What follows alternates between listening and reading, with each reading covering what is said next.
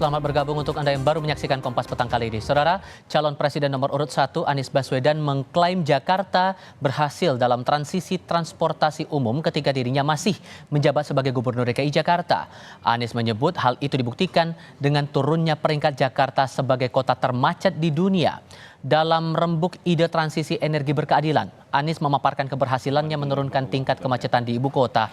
Menurut Anies, keberhasilan terbukti dari peringkat Jakarta sebagai kota termacet di dunia ke posisi ke-46.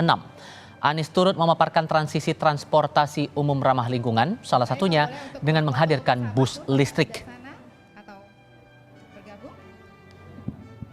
Baik, kita foto bersama Bapak Ibu, silakan maju ke depan. Ridership di Jakarta, transportasi umum. Waktu kami mulai bertugas 350.000 daily ridership.